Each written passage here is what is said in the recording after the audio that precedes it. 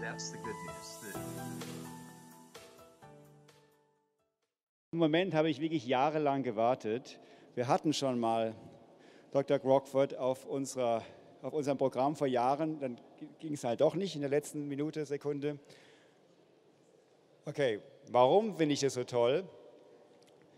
Wir haben hier eine, wenn ich sagen, die Expertin zu einem Thema spricht, das immer, wie es so schön heißt, das Posterchild ist von den Leuten, die sagen, mein Gott, die armen Eisbären. Und über die Jahre, wenn wir Veranstaltungen haben, manchmal auch offene, wo nicht so vorinformiertes Publikum dabei ist, dann kommen die Vorträge, wie Sie sie heute gesehen und gehört haben und wie wir sie auch morgen haben werden. Und nachdem man denkt, okay, jetzt haben wir eigentlich fast jedes Thema so abgehandelt, dann kommt dann jemand zu mir und sagt, ja, Herr Müller, das ist ja ganz interessant, aber was ist mit den Eisbären? Okay. Deshalb haben wir jetzt hier heute Dr. Susan Crockford. Sie ist Wissenschaftlerin und Autorin. Sie studierte Zoologie an der University of British Columbia, hat den Bachelor of Science und an der University of Victoria und hatte ihre Promotion da 2004 gemacht. Und diesen Zettel haben wir vor einigen Wochen geschrieben. Damals hätte ich jetzt vorgelesen, oder ich würde dann vorlesen mit dem alten Zettel, sie ist Lehrbeauftragte an der University of Victoria. Jetzt muss ich sagen, sie war Lehrbeauftragte an der University of Victoria und also der Titel dort ist im Englischen Adjunct Professor. Das hatte sie 15 Jahre lang. Das ist eine Sache, das läuft eigentlich immer ewig weiter, aber es gibt auch Ausnahmen, sehr seltene Ausnahmen, dass man diese Position verliert. Ich glaube, das ist ein ähnlicher Fall wie bei Professor Peter Ritt, den wir vorhin gehört haben. So. Ihre Spezialität, das ist ein sehr weites Gebiet. Sie hat also zum Beispiel bei der wissenschaftlichen Sammlung vom Royal British Columbia Museum gearbeitet, also mitgearbeitet, zugearbeitet, dann mit Rebecca Wiggin und Gay Frederick gründete sie und betreibt sie die Firma Pacific ID, eine an der University angesiedelte Firma, aber das Interessante ist, sie ist unabhängig von der Universität und als wir uns in Oslo unterhalten haben, sagte sie, es ist ärgerlich, dass ich nicht mehr Adjunct Professor bin, aber genau genommen, ich brauche die Universität nicht, ich habe so viel mit meiner anderen Expertenarbeit zu tun, denn sie ist nicht nur eben Autorin von einigen Büchern, die eben nicht hierher gekommen sind, aus welchen Gründen auch immer, das ist dann das Logistiksystem von einigen Firmen und also ohne Witz, das sind tolle Bücher, das sind also Fachbücher, es ist eine Krimi, es sind auch Kinderbücher und es geht immer mehr oder weniger um Eisbären auch da drin. Ja, also ich kann es nur empfehlen, wer also dann mal Zeit hat, Susan Crockford und an den diversen Online-Webseiten mal schauen nach den Büchern. Es ist wirklich schade, dass wir die nicht da haben, aber wie auch immer, das ist immer die Irrwege der Logistik. Also sie hat ihren eigenen Blog, der sehr, sehr empfehlenswert ist und heute spricht Dr. Crockford über die auch Eisbärenkatastrophe, das Aussterben, das nicht stattgefunden hat. Susan, we're looking forward for your presentation. Yes, thank you very much.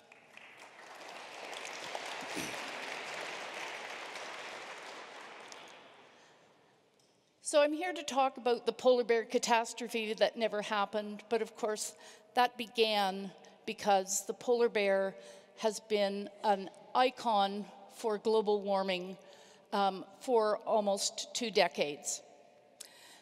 We're told repeatedly that the Arctic is warming 2 to 3 times the rate of the rest of the world, and that the polar bear is the canary in the coal mine for climate change. In September 2000, Time magazine in the US proclaimed that the Arctic meltdown was coming and that polar bears and the rest of us were in grave danger. By April 2006, using an image of a polar bear stranded on an ice floe, it proclaimed that the globe was warming dangerously fast and that we should all be very worried.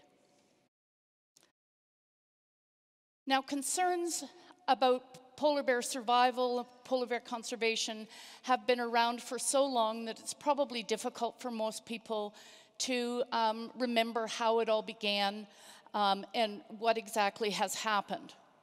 But it is important, I think, to remember that there was a change that happened from the bear being considered threatened because of overhunting to being threatened by climate change, and that distinction came in the blink of an eye. So just to give you a historical perspective, the IUCN Polar Bear Specialist Group, now the IUCN is the International Union for the Conservation of Nature. In the late 1960s, they developed what they were calling a red list of threatened and endangered species. And as part of that new organization, they put together this polar bear specialist group whose job was to coordinate the conservation of polar bears because their numbers had declined to dangerous levels, and there was, in fact, real concern that the bear might face extinction. So one of the things that the Polar Bear Specialist Group did was to help broker an international treaty in 1973 amongst all the nations in the Arctic that had polar bears within their boundaries. And this was to protect the bear from further rampant overhunting. However, it wasn't until 1982 that the bear was formally classified as vulnerable to extinction, based on some of the preliminary population assessments that had been done. And in fact, the bear kept at that status until 1996, when it turned out that the bear numbers had virtually doubled in all of the populations in which it was studied, and it was considered to, the status level was dropped to lower risk, which is now called least concern. So in fact, 1996 is the year that the polar bear was saved, but very few people heard about it. It wasn't something that was publicized. And the polar bear kept that status, in fact, for 10 years. And it became apparent, however, that the members of the Polar Bear Specialist Group were not particularly pleased to have their species of concern demoted, and they worked very hard to find another criteria that would boost it back up to a vulnerable level. And in 2006, they used the sea ice models that were coming out of climate change to suggest that in another 30 years, that they felt it was likely polar bear numbers would decline drastically. And as a consequence, the IUCN accepted their recommendation to boost the status designation back up to vulnerable based on that recommendation. And it's important to keep in mind that in fact there was no scientific assessment or analysis done. It was purely a kind of show of hands, an opinion of the members of this polar bear specialist group. And interestingly, when the IUCN publicized the new list of animals that had been elevated to endangered or threatened species or vulnerable species in 2006, the two animals that they chose to highlight were the polar bear, whose status of vulnerable was based on a projection and in fact a prophecy of something that might happen in the future, and the common hippo that had actually suffered a 95% decline in population in the Congo. And this was the first time, in fact, that this had ever been done, that basing a status assessment on a future prediction, especially one based on climate change, had never been done by the IUCN or anyone else. And the other thing that's important to remember is that the distinction that we see here between the polar bear and the hippo was very confusing to the public at the time, and it remains an issue of confusion because the hippo had actually suffered a real decline, but the polar bear had not. And what we find even now is a lot of people in the public, in journalists, teachers, all kinds of people who truly do believe that there are only a few hundred to a few thousand polar bears left in existence, because that would be true for any other species that would be listed as vulnerable by the IUCN. Okay, so 1 year later, what we had is many of the same group of biologists, this time serving with the US Geological Survey, who actually put together a study that predicted that most polar bears in the world would be gone by 2050 because of sea ice loss. Now, this model actually used a particular kind of structure called a Bayesian network model that allowed opinions to be used in place of facts. Now, one of the reasons that this was necessary was because, in fact, sea ice had never declined to the kinds of levels that polar bears were, or that the scientists were projecting. So the biologists really did not have any observations on how the bears would respond. They had to use their best guess. They had to make some assumptions. And one of the things that they did in their models was to focus exclusively on summer sea ice change. Now, the reason that this was critical was because summer sea ice was the only season that was predicted to see a dramatic decline in ice. Fall, winter, and spring ice projections were small to insignificant, and therefore the focus became on summer sea ice, whether the changes were biologically relevant or not. So time passed, went through the US Endangered Species List process. In May 2018, the bears were duly classified as threatened on the US Endangered Species List, and that's a threat level that's pretty comparable to vulnerable by the red list. And there was massive media coverage, and everyone in the world knew that the polar bear was threatened with extinction by climate change. Now, the model that was used some sea ice predictions based on climate models that came to particular conclusions for mid-century, at 2050. And this map is one that was included in the US government reports for the prediction of what the ice would be like at mid-century. And this is a map that was produced for a climate assessment report in 2005. This, in fact, is the same report that was used by the red list folks. So they were all looking actually at these 2005 sea ice predictions. And the biologists concluded that, in fact, when sea ice declined to this level that was expected at 2050, that a massive decline in polar bear numbers was inevitable. Specifically, their predictions for the polar bears was that 2/3 of the bears were predicted to disappear when summer sea ice dropped below 5 million kilometers square in 8 out of 10 years. And that constituted about a 42% decline from 1979 levels. And this meant, in real terms, a loss of about 16,400 bears. That was down from the total number that they were using of 24,500, down to only about 8,100. Now, interestingly enough, that would have been less than the number of bears that were thought to have existed in the 1960s.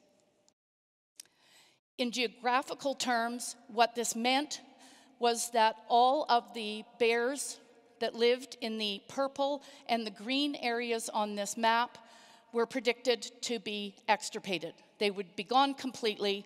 That would be 10 out of the 19 populations that were designated throughout the Arctic. However, there was a problem, and that was that the sea ice in September of 2007 dropped to a level that was not expected until 2050. And here is on the left, there is a map of what the sea ice looked like at the minimum extent in 2007. And on the right is a map of a graph of the 10 predictions of sea ice that were projected for 2050, with the red line showing the sea ice level at September 2005. And what it's showing is that the level at 2007 was less than 5 out of the best predictions for mid-century. Now, we know that Stephen Amstrup and his colleagues at the USGS knew that this was a problem even before the ink was dry on their report, because in their report that was released in early September, they included a very similar map that's dated August 23rd, and with a very similar graph that went with it.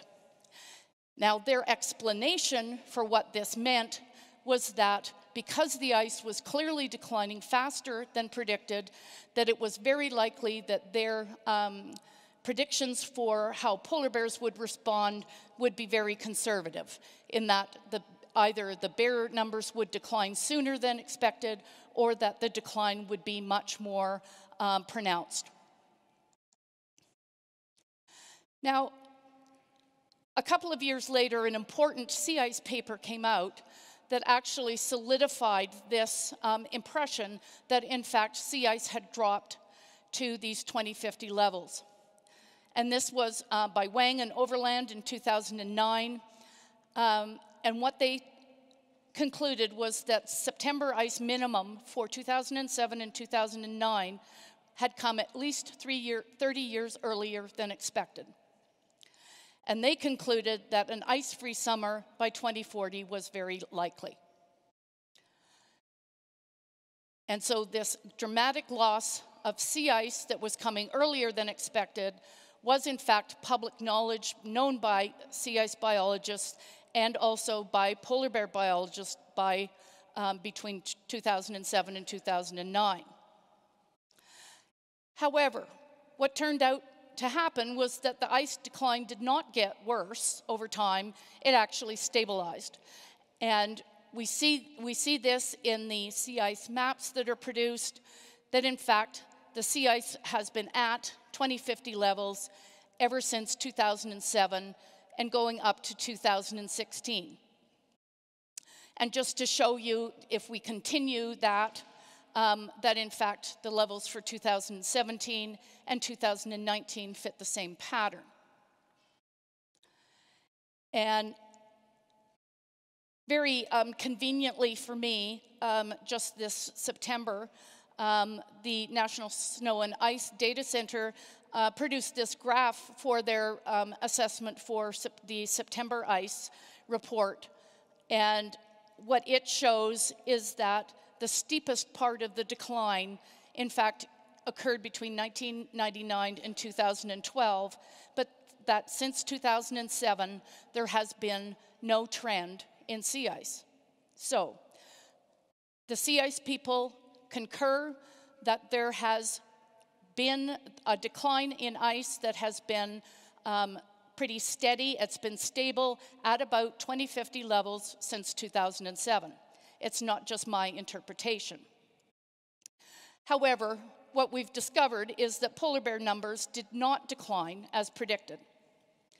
This is just a graph of the sea ice decline for September since 1979. The arrow is marking 2005 when the initial sea ice predictions and the polar bear assessments were made. And what we're seeing is the sea ice indeed went down to 2050 levels, but polar bear numbers went up. Now, they did not go up by a huge amount, but it was certainly not a two-thirds decline. In other words, the models were spectacularly wrong. Not only the sea ice models, but also the polar bear survival models. And what we're faced with now in terms of current conditions are fat, healthy polar bears throughout the Arctic and much less summer sea ice than in 1979. And I think this is an appropriate time to talk about the propaganda tool of starving polar bears that often comes up in the media in order to try and make an emotional impression on people and to get them on board. In 2017, National Geographic used images like this and a video, and what they did was labeled this, the particular frame on the right, saying this is what climate change looks like. This video went viral. Apparently, it was viewed more times than any other video that National Geographic has ever produced. However, they soon had to retract the statement and apologized because, in fact, it wasn't true. Bears starve when they're sick or injured. Young, inexperienced bears and old, weak bears have trouble catching seals, and also they have trouble defending them from bigger, stronger bears. Overall, starvation is actually the leading natural cause of death for polar bears, which means you're always going to find a few bears in a population at any time that look like they're starving. And that means that a single starving bear doesn't tell you anything about the population health of the polar bears. Now, if what these people were filming were dozens of starving bears, that would be a different story. But a photo of a single starving bear really means nothing. So why were the models so wrong? It's important to sort of pick this apart. And the first one is that it turned out that summer hunting was much less important than the biologists assumed in their models. You can see this little clip from a BBC video of a polar bear trying to catch a bearded seal in summer where there's lots of open water around the sea ice, and the seal has no problem escaping. And that's the problem that most polar bears face in the summer, even if they spend the time out in the sea ice. They might try and hunt, but they're very rarely successful. And the other part of this was that it turned out that less ice in the summer was beneficial to the seals. What the seal biologists discovered was that the seals do most of their hunting, most of their feeding, in the ice-free period. So if they have a longer ice-free period, they've got a longer time to feed, to get fat for the coming winter, to give birth to healthy cubs or pups the next spring, which are the food for polar bears. So that was a bit of a surprise. You know, I would argue that it shouldn't have been a surprise for them, but nevertheless, it was not something that was included in their models, but subsequent research has shown that this is in fact the case. The other factor was kind of a corollary of this, and that is that spring hunting turned out to be much more important. Now, spring hunting wasn't included in the survival models because the biologist included only summer criteria. However, because spring hunting is so much more critical, it means that spring sea ice conditions were much more important than they gave them credit for, which meant that some of the evidence that we have historically from the literature of thick spring ice conditions in the Beaufort Sea, for example, and also probably in Hudson Bay, that have had devastating effects on polar bear populations that then get mistaken for summer ice loss effects. And that is where thick ice in spring conditions on a few occasions are documented in the literature, and that's where you get dozens of starving bears all at the same time. And that's in the literature, and that is irrefutable. Now, I wrote up my analysis of this work, and I put it in the form of testing a hypothesis that the polar bear biologist had proposed. I was not able to get it through the peer review process because of the biases that are present. However, it is published online in PeerJ preprints, which actually has an online review process. So anyone who's willing to sign their name to it can in fact go in and review this paper. None of the polar bear biologists have bothered to do so. And I would suggest that hypothesis testing is the appropriate format for presenting a scientific criticism such as this. And in fact, you don't have to put a collar on a polar bear to assess whether a prediction that was published in 2007 matched up with documented observations taken since then. I don't do field work in the Arctic, but I do have 25 years of experience reading scientific papers and reports critically and comparing them to modern reports. However, in November of 2017, I woke up to find a very critical paper promoted by media outlets across the world. It was called Internet Blogs, Polar Bears, and Climate Change Denial by Proxy. Now, there's 14 co-authors on this paper that was published in the journal Bioscience, and I only recognized 5 of them. Ian Sterling is Canada's leading polar bear biologist. Stephen Amstrup is the fellow from USGS who was instrumental in putting together that polar bear prediction. Michael Mann, a climate scientist who thinks very highly of himself. Stephen Lewanowski, an Australian psychologist, and a biologist by the name of Eric Post, whose name I've come across on occasion in the literature. I don't recognize the names of any of the others. None of them, including the lead author, Jeff Harvey, have actually published any work on polar bears. That most of their claim to fame in terms of this topic is predictions of a coming mass extinction. So nothing to do with polar bears in particular. Now, this was an attempt to silence legitimate scientific criticism. There was no effort made in this paper to address any of the criticisms that I'd made about what polar bear conservation and what polar bear biologists had been doing. Really, the claim was that falsely suggesting that I was misrepresenting and putting false statements on my blog and then making it possible for other blogs on the internet to pick that up and use me as an authority. So the other blogs on the internet were sort of plastered with a bad name, but I was singled out for humiliation. And really turned out to be a very vindictive attack meant to publicly discredit me, and the media went along. There were local and international reports saying very much the same thing. Very few of them contacted me for comment. They just slathered on the denier claim, including the New York Times. But meanwhile, my university was busy doing some silencing of its own. By the time the Harvey paper came out, I'd already been expelled from the university's Speakers Bureau.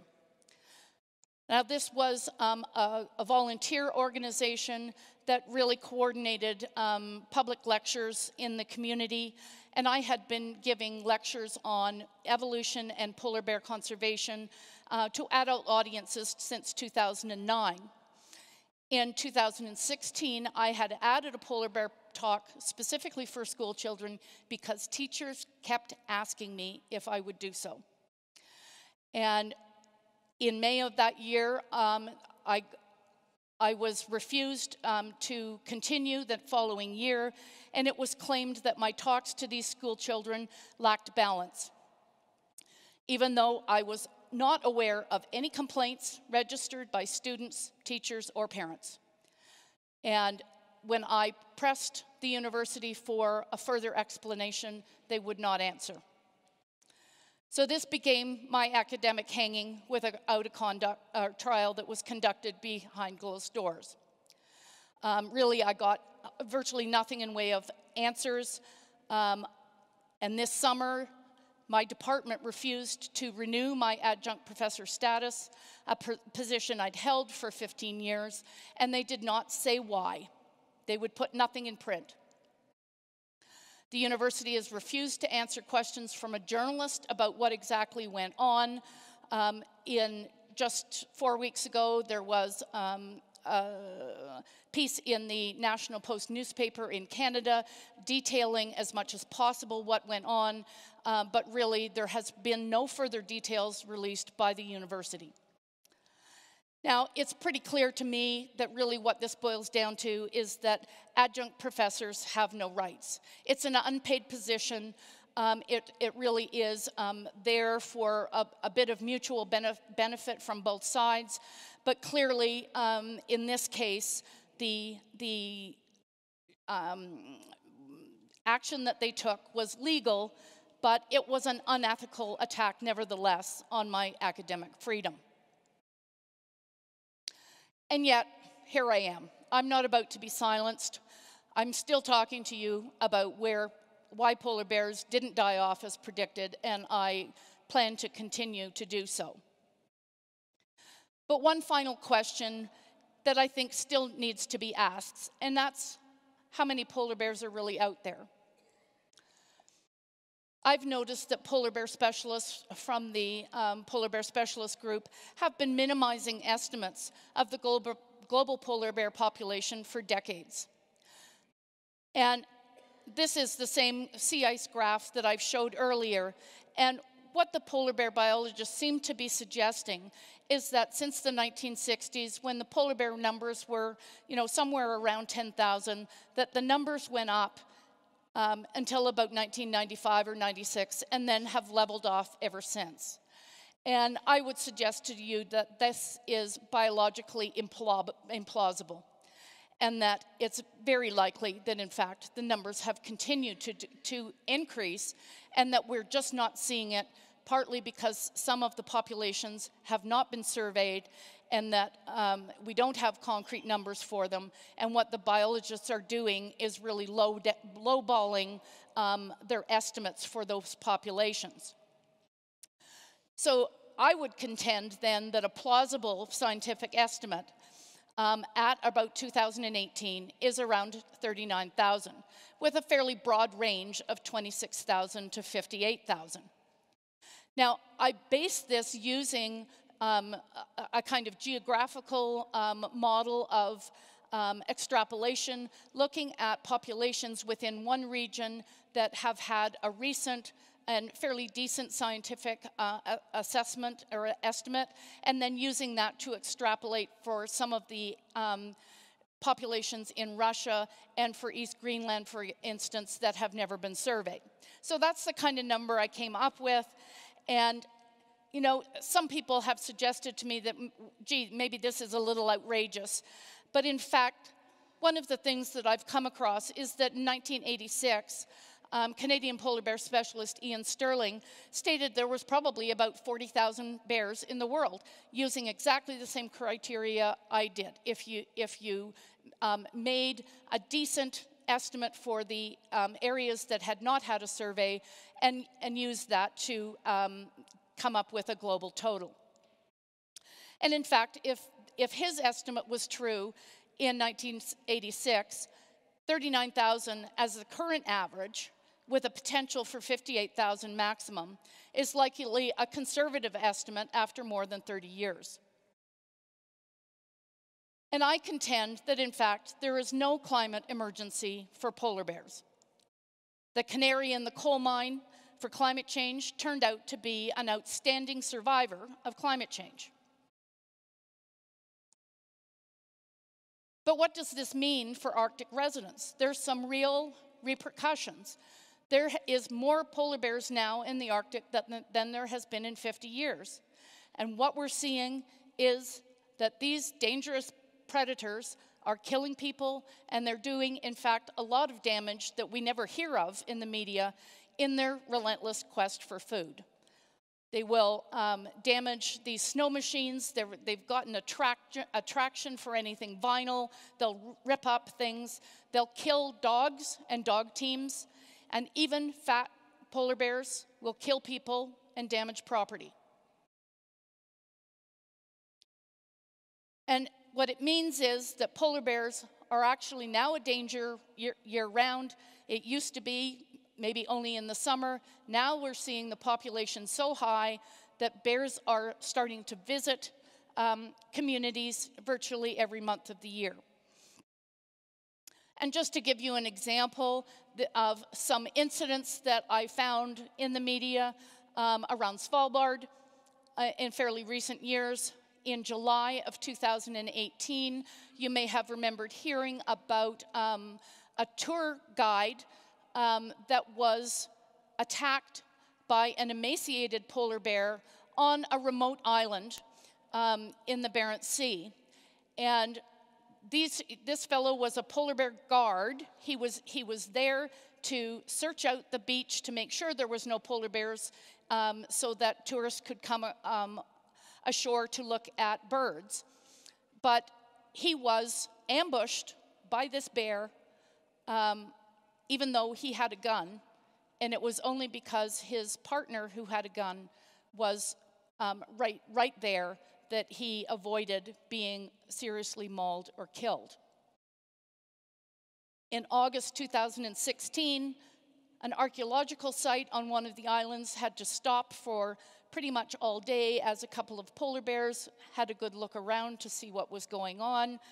In another incident, in a remote cabin, a polar bear just ripped off the door of the cabin by its hinges and then ransacked the interior. And this is an incident from this summer, where a couple of fellows were just going out for cruising around, and they stopped to have lunch on the beach and go for a bit of a walk. When they looked back, they saw this bear had climbed into their boat, and this is what he did to the interior. Now, like so many of these incidents, it was blamed on climate change in the media, blamed on a lack of sea ice due to climate change. But in fact, like most of these stories, when you look at the specific sea ice conditions at the time, it just doesn't hold water. And it turns out that the ice around Svalbard this summer has been higher than it's been in decades. And so blaming this particular incident on lack of sea ice seems a little ludicrous. Okay, so that's really wrapping it up, and just some points to remember. And that is that summer sea ice is not crucial for polar bear health and survival. Less sea ice in summer is beneficial to ringed and bearded seals, which are the primary prey of polar bears. And that since 2005, even though sea ice dropped to levels not predicted to occur until 2050, polar bear numbers did not plummet as expected. Polar bear population numbers are the highest they've been in 50 to 60 years. And since 2005, polar bear specialists have repeatedly underestimated the global population size. The current global population size may be as high as 39,000, but officially is still 26,000. And thriving polar bear populations put the safety of Arctic residents and visitors at risk. Now, some people object to me telling children that polar bears are not currently on the brink of extinction, even though this is undeniably true. Bears are thriving. Whatever polar bear biologists say what might happen in the future is in fact a totally separate issue. Despite summer sea ice loss, there is no climate emergency for polar bears, and given the emphasis on Arctic amplification and the expectation for a catastrophe in the Arctic, I would also contend that no climate emergency for polar bears means there's no climate emergency, period. Now, I've written up the details of this polar bear catastrophe that never happened in my newest book. Unfortunately, the plan that I had to have books available here today didn't play out. So, but all of these are available on Amazon. The Polar Bear Catastrophe book has all references in it. It's in English, but is available in paperback and ebook. The Polar Bear Facts and Myths was a book that I put together for children age 7 and up that's been very popular, that's got information about bears that won't scare children to death, and it has been translated into German, and that you can get online as well.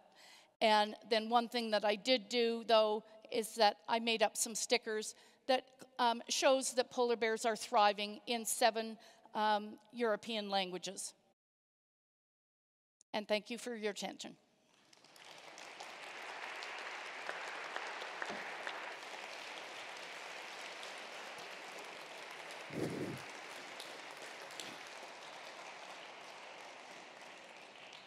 Okay, so war ja erschöpfend erklärt, oder? Keine Fragen mehr? Okay, bitte.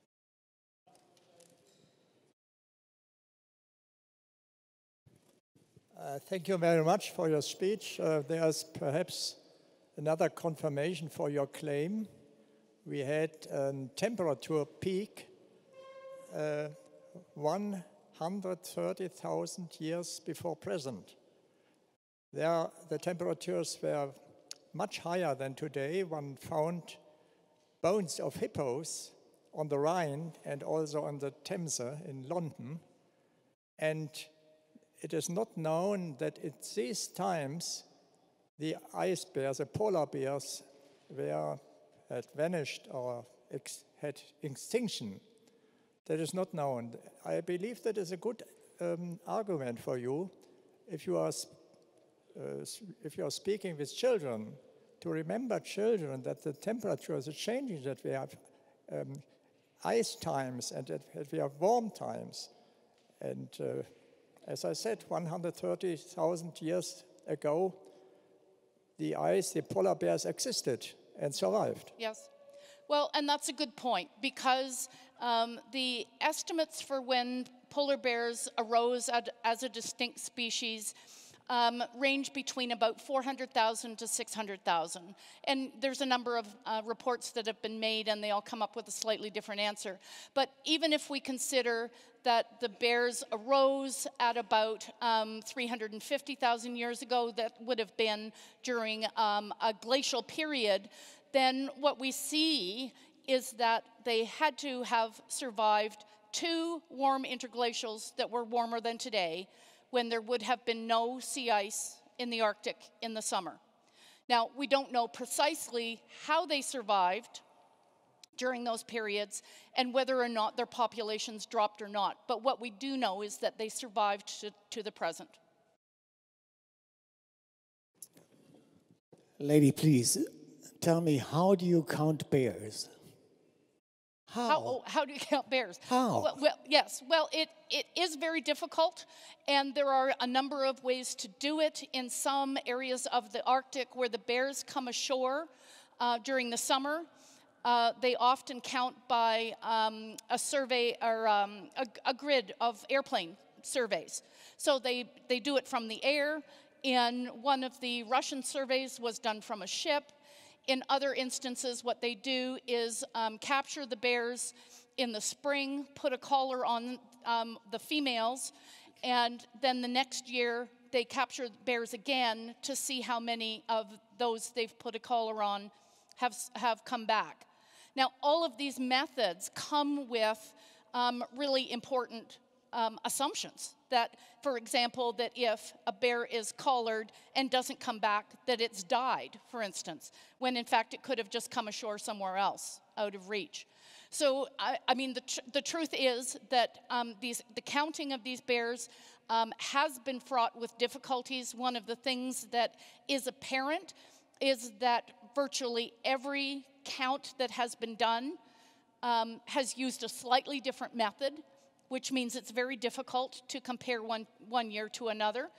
And we're now suffering through a period of really quite an extreme lag. There are two subpopulations in the Canadian Arctic, for example, that the population count was finished in the summer of 2017. We still don't have those reports. So, you know, there certainly is some difficulties there, even in trying to get the scientific assessments. Okay. Ms. Crockford, I learned a couple of years ago that 1,000 years ago, during the medieval warm period, the Arctic has been ice-free for about centuries. Doesn't that stress you, because the polar bear did not die out then? Yeah, yes, absolutely, yes. And if just yeah. 1,000 years ago, yes. if the ice would have affected the polar bear, he would be gone by now, wouldn't it? Yes, and that's true. And yet, what we really don't know, and I'll emphasize this, is whether or not the population dropped and then went back up again. And that's what we don't know. And in fact, when one tries to bring up these historical events, it's one of the things that the polar bear biologists emphasize, is that, you know, there's not enough detail about how the bears responded to be useful in assessing how they might behave in the future. Okay. Hello, Ms. Crockford. Thank you for the presentation.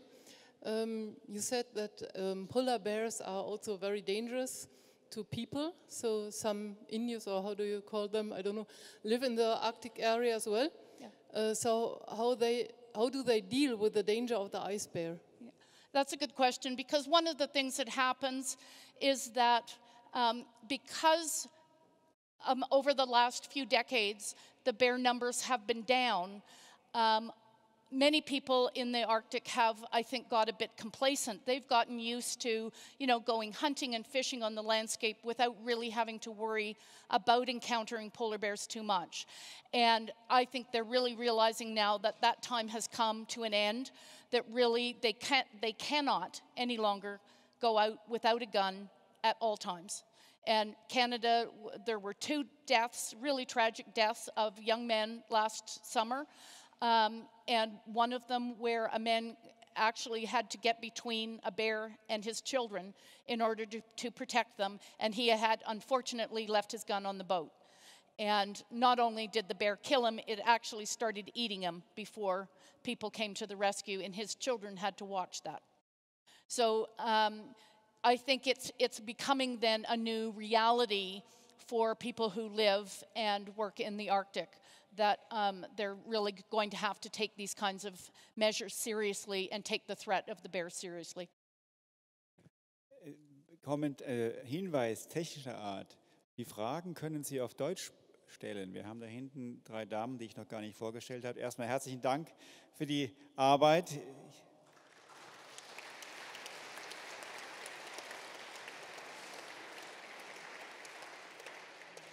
Wer darauf geachtet hat, wir haben heute Abend, dieses Mal, 3 Dolmetscherinnen im Einsatz, nicht nur 2, weil das, was wir machen, grenzt sonst an Folter. Okay, was anderes nochmal. Sie dürfen auf Deutsch Ihre Frage stellen, gar kein Problem, und das wird gedolmetscht und Dr. Crockford hört es dann sofort. Okay, da hinten.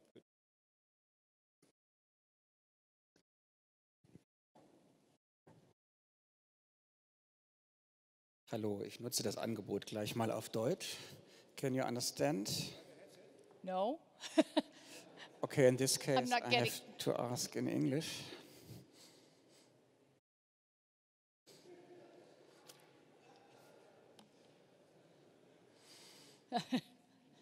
Okay. Give this. Oh, yeah. We do it just because we can do it. Okay, go ahead. Let's try. Hören Sie mich jetzt auf Englisch? Yes, I can. Yeah. Prima. Sie waren ja 25 Jahre lang an der Universität von Victoria und haben doch bestimmt auch eine Menge persönliche Freunde und Bekanntschaften dort. Und wie erklären Sie sich das, dass diese Leute Sie so eiskalt vor die Tür setzen, ohne irgendein Wort, alles hinter den Kulissen, hinter den Türen. Wie haben die das Ihnen gegenüber gerechtfertigt? Oder gab es überhaupt irgendeinen persönlichen Kontakt, der sich erklärt hat? No, there wasn't any personal contact. And it was something that I found disturbing, that none of my colleagues, in fact, came forward and talked to me about what had gone on. And one of the things that I've said that I found particularly disturbing is that when I came to the anthropology department with a plan to do my PhD research on a particular area of evolution, looking at the speciation event, they embraced me with open arms, even though what I was proposing actually challenged the reigning evolutionary theory made by experts, both living and dead. So apparently, it was not only well and good to question those experts, it was encouraged, and they were very happy to have me there and do that. And now what we're seeing is that they're saying, but I may not question the authority of another polar bear biologist. So it really is confusing to me and upsetting that no one has talked to me about what's going on, that no one warned me that I was at risk, that some of these things were happening behind closed doors, and I can't explain why.